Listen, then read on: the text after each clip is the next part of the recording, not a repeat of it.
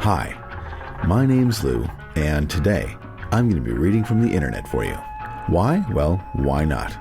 And today I'll be reading from a forum called 12ounceprofit.com, and this is a forum that deals strictly with the subculture of graffiti art. Now, you may not consider graffiti to be an art form, but having grown up in New York City and having witnessed the glory days of the trains covered in paint and all that nonsense, I kind of do. I was involved with the subculture of graffiti in my teens, although I would be what is considered a toy in the popular graffiti vernacular. And that is a person who's not very good. However, that did not deter me. But as I grew older and became a property owner, I see them for the scourge of society that they are, just tagging their little doodads and nicknames and, if I catch the guy who wrote on the table out in my courtyard, oh boy. So on this forum, there's many topics of discussion. But I thought I'd do another in my series of very informative and educational podcasts. And so I'll be reading from a thread in the Writers Forum, subforum The Graffiti Destination, subforum Graffiti Discussions, subforum The Yard, subforum, in a thread entitled Genome's Guide to Getting Away with It. And I think you'll get the hang of it pretty much right away. So let's begin. Genome's Guide to Getting Away with It. Hey guys, I had to drop my old account after my name got a little hot, so I'm back under my new handle. Anyhow, I've compiled this little ditty to help with some legal questions concerning Graph and John Q. Law. Hope it helps, and feel free to chip in with any additional information or comments you might have. Section 1. So you want to go out on the town. You are planning to go out and paint, maybe solo, maybe with some friends. Here's what you need to ask yourself. Do I trust the people I am painting with?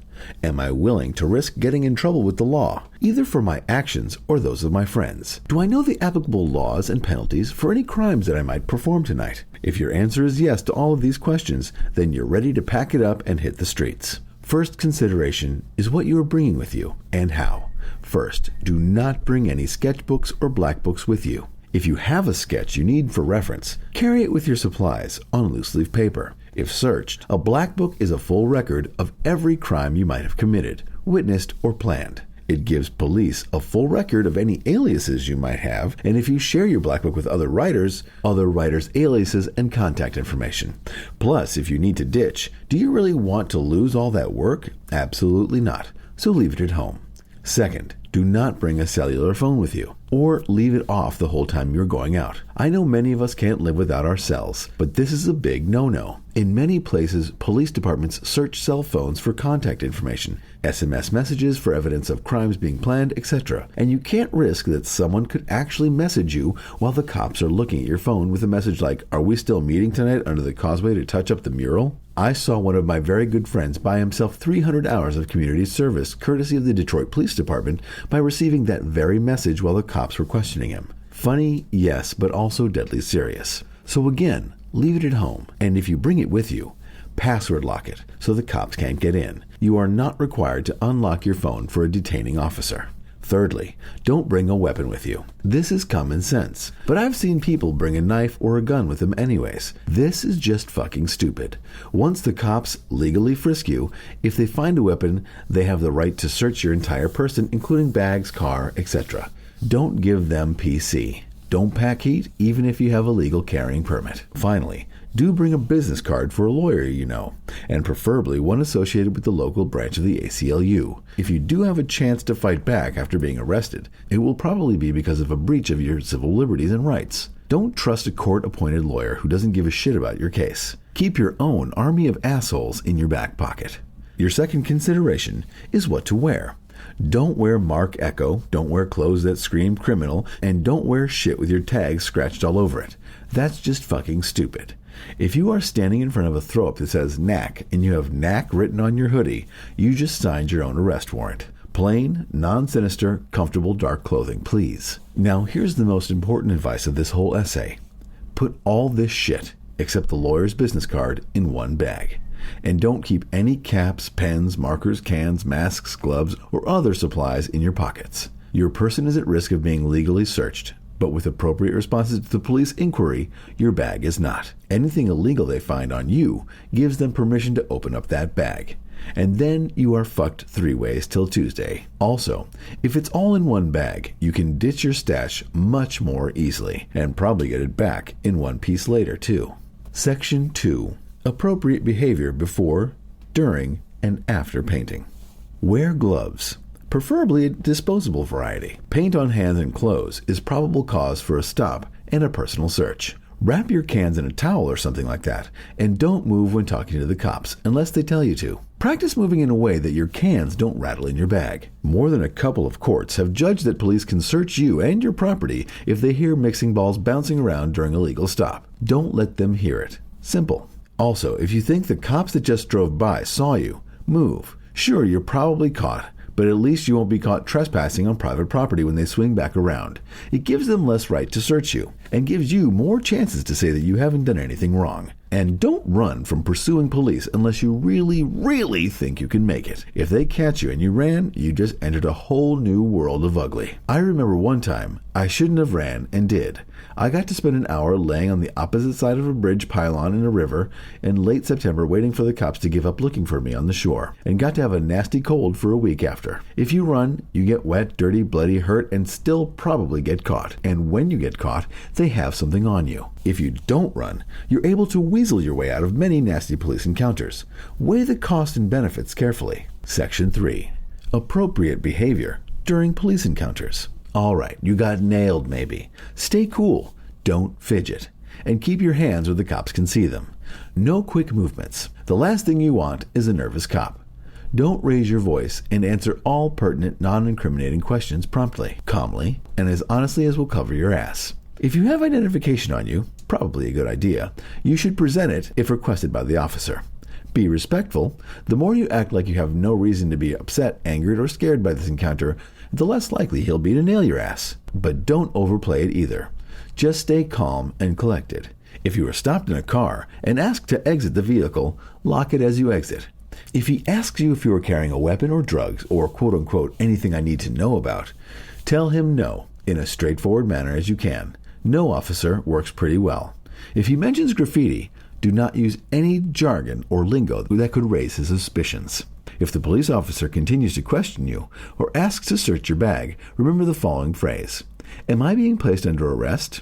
This is your safety question. If you are not being placed under arrest, you have the right to refuse any searches besides body frisks for the express purpose of finding concealed weapons and identifiable contraband. If the officer states that you are not being arrested, he'll probably add the phrase, "at this time," on the end. State that you do not consent to any searches. It helps to have witnesses when you say this, because uttering the phrase can save your ass in court. If he still insists on searching you, let him. He has that right. If he insists on searching your bag, refuse, stating again that you do not consent to a search of your property. However, do not physically prevent him from taking, opening, or searching your bag. If he does, he just got you off scot-free, and if you try to physically prevent him, you just entered a world of hurt. At this time, remember the following phrase. Are you placing me under arrest at this time, or am I free to go? Again, magical words that put a stop legally to most police encounters. Section 4. So you screwed up and got arrested. Something went wrong and you just got arrested. Step 1. Shut the fuck up. Seriously. Don't say a word beyond identifying yourself and your home address. Demand to see a lawyer, the ACLU motherfucker with rabies and a hatred of the man that you have a card for right now in your back pocket if you've listened to me at all. State that you will not answer any questions without your lawyer present. It's time for me to let you in on one of the deep, dark, dirty cop secrets that you don't see on Law and Order. The cops don't have to get you a lawyer at this point in many places, and you might not get your one free phone call. What they will do is say, sure, that's a fine choice, probably best. Waiting for your lawyer will leave you alone. Then they will, for a while. Then 5 hours later, they will show up sans lawyer and ask if you are ready to talk. Typically, idiots will eventually decide with this method that they aren't getting a lawyer no matter what and will start to talk. Don't. We all know cops are often lousy and crooked, but don't let them get you talking. And if they promise you leniency for confession and you do want to fess up, get it in writing, or they aren't obligated to give you shit. And they won't. Cops are fuckers. So remember these little quick rules. 1. Carry everything you need in a bag and bring nothing you don't need. 2. Don't run and stay cool. 3. Remember the following phrases. Am I under arrest? I don't consent to any searches. And am I free to go? 4. Lawyer up and shut up. If you have any questions about specific laws in the United States, feel free to message me or post here. I'm not living in the States anymore, but I can probably direct you to someplace or someone who has the answers you need. Genome out. Eyesore 357 replies, I always run. What's to say they won't search you even if they don't have probable cause? And say you authorized the search, even if you didn't. If you are alone, it's your word against theirs. You are the criminal with paint in his backpack, and they are the police. They could ask to shake your bag, in which case they will get probable cause. Like when you refuse a vehicle search, they still request a canine unit to walk around and smell for narcotics. It is a benefit-risk analysis, but they are in the business of screwing you, not protecting you or serving you, rather serving you up. Genome replies, I agree that oftentimes cops aren't in the business of protecting your rights. That's why you need to make sure you have the following things going for you. 1. Try to stand in front of the police car. There is typically video evidence automatically recorded in most vehicle and street stops nowadays in the United States, which you can have your lawyer subpoena for court presentation. 2. Try to have witnesses nearby when talking to the police. If you can get some rubberneckers to stick around while you have your little chat, they oftentimes will be a little more careful about observing your rights. 3. Remember that while cops might not recognize or protect your rights during a stop, in court the burden of proof is on them, not you, and most judges are quick to dismiss a case rather than risk the public coverage of police and the court subverting citizens' rights. 4. If they ask to shake your bag, you have the right to refuse, the same as any other kind of search. Without a warrant or probable cause, anything they cannot see, hear, or smell without forced action or police interaction is inadmissible. Contrary to popular belief, drug-sniffing dogs must follow the same rules for search and seizure and probable cause as any other type of search. Common sense dictates that you shouldn't go out painting with illegal drugs or alcohol on your person, or in your person. It just puts you at more risk and gives the cops more ways to fuck with you. 7. Don't shit where you eat. Put your tags no closer to your pad than 3 blocks in any direction. And don't surround your house in every direction with pieces either. Cops, contrary to belief, aren't stupid. If they see that there's a serious upspike in a certain tag in a certain area, they know that's where you are based out of. I always take the Bahn up the way to the next town for most of my major work. As far as the cops around here know, I work out of Hamburg. 8. Always be paranoid, and never think that just because you haven't seen a cop in the area before, there won't be one this time around.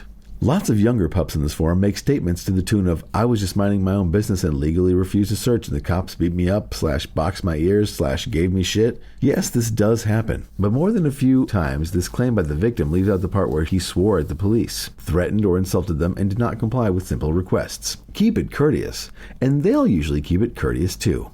It's important to remember that most cops are decent people, and we are criminals at odds with them. Most cops have more important things to do than bust vandals and rioters. When they come into a confrontation with any urban youth in baggy clothing, they are probably just as afraid they're about to take a bullet from a gangbanger as you are that they're going to nail your ass to the curb. If you treat them like enemies, they will treat you like a threat. If you treat them like civil servants doing their jobs, they will often show you more leniency and consideration, and will quite possibly be quicker to let you off without a search, arrest, or even a warning. Keep your cool, and it works more smoothly for everyone involved. I'm not saying you will get away without charges every time if you follow my advice, but you will drastically lower the chance of conviction when you do eventually get to court. Remember, the legal system fears getting lambasted by the civil liberties groups in the public eye, and are quicker to let a little bit of vandalism go unpunished rather than finding themselves on the 6 o'clock news. You do this shit long enough and you will get caught. 100% guarantee. All of us that have made a life of this ended up on the wrong side of the law eventually. No one is bulletproof, so to speak. The best thing you can do is prepare yourself for the eventuality, instead of saying shit like, man, I never get caught, and fuck the police. Also note, in some state and city laws, it is illegal to even carry what are considered graffiti instruments. Use the web to find out what the laws are for graffiti in your area before you go painting. Spectre ads. I've got one thing to add on the running part. Please don't all run together. No, seriously. Split the fuck up. A few years ago, I was out with some rookies. We got rolled on by this cop, so we book it. I find this nice cozy spot to hide at for a few minutes, figuring I can lay low, when these two kids come running right up to my spot with the cops not far behind them. Needless to say, I wasn't too fucking thrilled. Now here's why. 1. The cop saw the area they ran to, meaning the cop knew where we were hiding, and all he would have to do is wait for backup to show up to bust us. 2. We were all in the same place, making it easier for the cop to bust all three of us. 3. I had legal issues with the VS already, the VS meaning Vandal Squad, and certainly didn't want to end up having another conversation with them. Needless to say, I had to school these kids on how to run. We ended up ditching that spot and getting away since the cop was too fucking fat to get out of his car and chase us. But seriously, kids, if you got to run, split the fuck up. Don't make it easier for them to catch you by sticking together. Have a spot in the area if you have to run. Some all-night diner or pizza place or some shit. Oh yeah, one more thing to add. If you are running and there is no chance of you getting away, it is best to just stop running and get on the ground. I know a couple of kids who have gotten hit with assaulting an officer from getting tackled and just instinctively fighting back. Dunder Mifflin replies, "So my friend just got busted walking down the street carrying paint. They didn't do the quote-unquote we received a call thing, but instead they asked what's in the bag, and when asked for probably cause, or why he was stopped, the reply was, quote, I don't need a reason, I'm a fucking cop. Is the only way out of this to countersue or go through a huge legal hassle since they wrongly searched his bag. This also happened to several people coming to and from permission walls." Toothbrush Expert replies, 1. Tell your friend to tell his lawyer that he was illegally searched and leave it to the law-talking guy to blow the case out of court. I had a buddy have a cop leap out of the shadows at him, so he fucking ran. Well, the short story is that the cop tackles him shortly after and arrests him, but my buddy got off with a slap on the wrist by pointing out to his lawyer that the cop never identified himself. What? That's right. The cop could have been anybody lunging from the shadow, so it was pled down to something inconsequential, and my buddy served 1 day at a soup kitchen. 2. Paint isn't a crime. If it was, the police would be parked outside Home Depot and be bagging arrests all day long. If the cop can't connect you with a crime, then it isn't a crime. Evidence isn't evidence until it's attached to an illegal activity. You know, a blood-soaked shirt is only the result of a nosebleed until they find the body. And finally from this thread, although it goes on quite a bit longer, Gola writes, from the school thread, quote, originally posted by Genome. In a horrific twist of irony, your buddy Genome was just arrested by the police after nearly a decade of owning a clean criminal record. As in non-American, non-escapable German police officers. They were nice enough to get me a cup of water, but no lawyer. Take my keys, go into my house, take all my supplies, art and graffiti, and translate the really hard words back into English. Now, looking at the possibility of thousands of euros worth of fines and being shipped home across the Atlantic,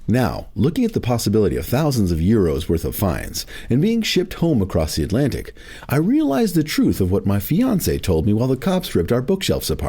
I'm a fucking moron. Sorry guys, looks like I'm at the end of my job. My time in Europe, my economic stability, all because, unlike in America, these guys got to do whatever they wanted with me, as long as I was told in English to sign a piece of paper, one way or the other.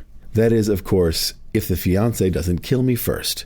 So essentially, what I'm saying is, my computer has been confiscated, along with my livelihood, and I'm borrowing a buddy's laptop to write this current post. I'm going to have to abandon 12 ounce, and obviously this thread for a little while.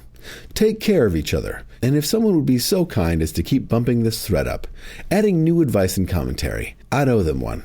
The irony of creating a new ID to beat the heat, then immediately be arrested, does not in any way escape me. Wish me luck, Genome. P.S. If anyone knows the right way to quote-unquote rub the German legal system, let me know here in this thread. Much love, guys. Well, that is ironic. And Genome adds once again, in a more detailed post, hey guys, I'm back for a minute to check in while I have the chance here.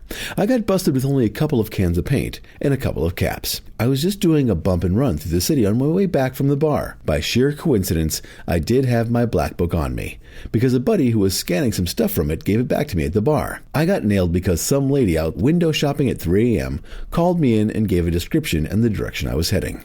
The supreme irony of this was that I don't paint illegally anymore. I had the paint to touch up a legal mural I had done. I haven't, as I said earlier, actually broken the law in any way for a few years. I was just drunk, though.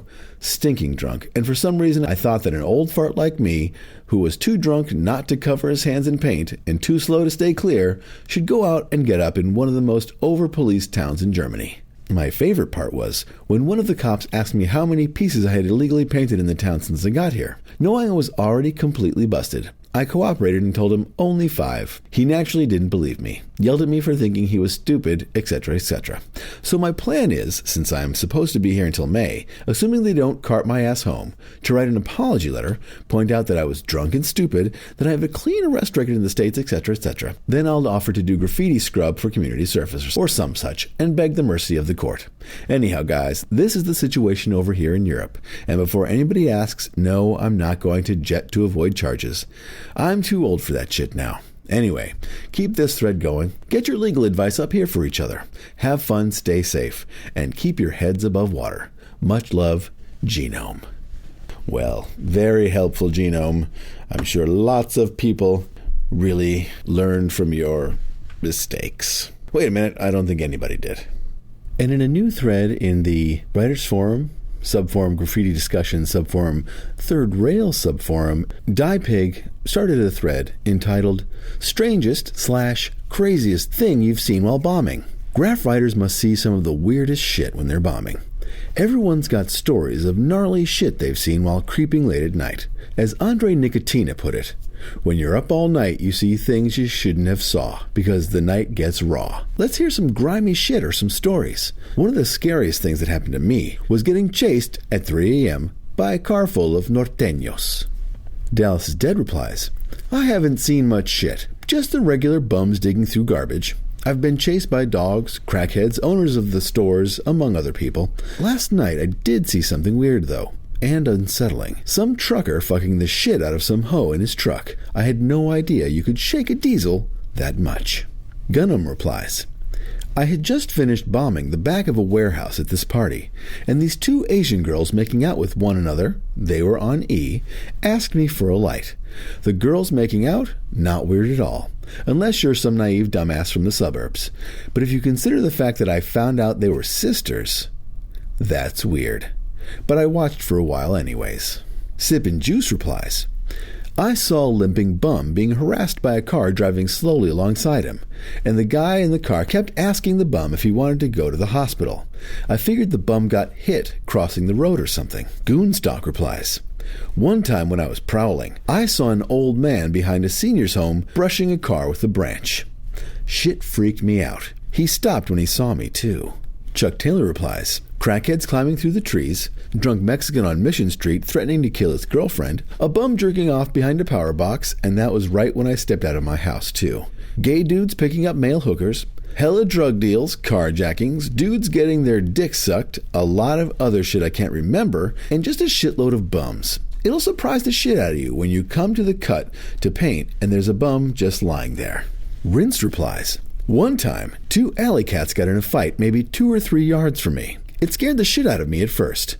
All these loud hissing noises coming right over my shoulder. I saw a liquored up bum get worked over 1 story below me by a crew of skate punks. I chose not to be noticed. Employees from Dunkin' Donuts throwing bags and bags of donuts away in a dumpster. I mean like hundreds of donuts. I brought one of the bags home and told my roommate that I brought her some donuts. She was always pissing me off, so I fed her dumpster donuts. Once this kid creeped me out real late at night. I didn't hear him until he was right behind me while I was painting. I turned around and his eyes looked spun. He said, quote, if you see the cops coming, don't tell them you saw me. As he started walking away, I said, does it really look like I would stick around for some cops? Then the meth or whatever he was on shifted modes and he turned with a fist and hit me in my temple really hard. My vision went black for a minute, but I swung back at him blindly. I grazed the side of his head, but not hard enough. I heard him say he would kill my mom as my vision speckled back to normal. I saw him a few feet away, walking away. At that point, I was like, forget it, and grabbed my shit and left. To this day, I don't know if the cops were really after him or not, because I wasn't going to linger. Oh my God, there's 63. That's just the first page of 60 pages of crazy stories. And G replies, about 5 of us were out and this huge drunk fella clocked us, ripped his shirt off, and started walking very quickly toward us. He was proper muscly, and we were all kind of braced ourselves. Then he suddenly had second thoughts and completely changed direction. I think we could have taken him. This kleptomaniac called Kane that we used to know pulled up in a black London taxi once. A girl squatting in a doorway in the street having a piss, with her friends watching. Living in a city center was horrible at the weekend, and the usual weirdos cycling around at 3 a.m. Most seem to be drug dealers. There are some 24-karat fruitcakes. And finally, from this thread, which goes on for 60 pages, Rumble ads. My top story was this really clean-cut Turkish guy, about 30 years old, getting a blowjob in an alley from a creature that I never figured out if it was a he or a she. Probably a tranny male freak with long hair and faggoty means. When we yelled something at them, the Turkish guy left quickly and ashamed, but the bum person proceeded to beg from us some booze/money, so we gave him some urine in a beer bottle. Oh no. When we yelled something at them, the Turkish guy left quickly and ashamed. But the bum person proceeded to beg from us some booze/money, so we gave him some urine in a beer bottle, which he first had to stuff halfway up his ass in order to get the money. Needless to say, none of us had no intention to support the life of this animal, so we just left in disgust. I wasn't there, but my friend once gave this bum some piss in a bottle. The bum drank it all, screamed aloud, threw up, and passed out immediately. My pal thought he had died, so he left in a panic, but later the same bum had moved a little bit and was puking all over the place. Then I was hitting up on a freeway bridge. I saw 3 rabbits mating and making stupid noises. I didn't like the noises, so I threw some rocks at them, but they scattered into the woods and shagged, and made the noises so that I couldn't see them. Then on my way back home by the freeway, I saw more roadkill than I ever had in my life before. Rabbits, cats, dogs, and smaller animals like frogs and hedgehogs. Fucked up. But I wish I had my camera with me then. Also, all the usual stuff. Bums crapping or fighting, flipping out by themselves, businessmen asking for drugs. I wish I saw more though. This thread is lots of fun. And finally, to finish off the 12-ounce profit forums, I'll read another informative thing from the Graffiti Destination subforum, Graffiti Discussion subforum, The Yard, in a thread entitled Beginning Bible for Graffiti Writers by Why Write. And it goes like this. For all you writers that have just started and need to ask questions and want some tips, here you go. General tips. Always keep your mouth shut. Never tell people you don't trust that you write graffiti. Don't tag up your backpack/school/hats and other things people will see. Don't write on your school. Keep a low profile. Avoid any contact with police. If police arrest you for painting, never say anything. Don't say that you did it or you did not do it. Just keep your mouth shut. Tell them you will not speak until you have a lawyer present. Never read out your buddies. Don't fall for their phony tricks. Oh, we'll just let you go if you just tell us who does it and blah, blah, blah, blah. It's a trick to mess with your head to get information out of you. Painting tips. Don't go straight out to the street and make yourself look like a fool. Start by practicing in a chill wall that no one will see. If not a chill wall, get plywood or poster board or cardboard or anything just to practice till you get it down. Don't go straight out and buy 20 cans of Montana and waste your money on some toy shit. Buy dollar cans just to start off. Tips on sketching pieces. At first, stay simple. This means simple letters, simple colors. Maybe block letters and letters on your keyboard at first, then progress from there. Maybe I will add more later. CA Cash Refund replies. Don't shit where you sleep, meaning don't bomb your bedroom or try out paint. Try to keep the storing of your materials at your house to a minimum. Store them in a non-writer's house or your girlfriend's place. If you keep black books, throw them in with regular books. Also, try not to hit up the outside of them to keep them from being exposed for what they are. All I can think of right now. Gunham ads. 1. Don't go up to people and ask, dude, don't you write, insert name here, I fucking hate that. 2. Don't bomb railroad property. Signal switches, signs, utility boxes, signal towers, or shit near rail yards for that matter. It just lets authorities know, oh, graffiti writers come here.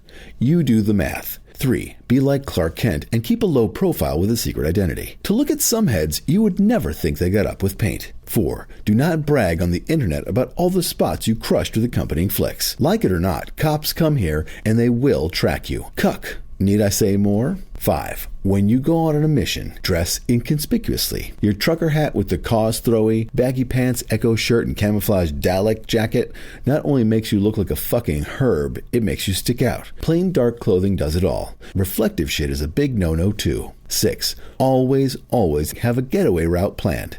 7. Keep your eyes and ears open. Harvey Wallbanger ads. Study up. Read the articles on art crimes, The Art of Getting Over, and William Upsky Wimsatt's Bomb the Suburbs. Watch Style Wars at least 3 times, then once you've made an actual effort to find things out on your own, find a local, accomplished writer, and without acting like a ridiculous thug or chump, ask him/her to show you the ropes and teach you about techniques, local history, etc. But don't get pissed if they say no.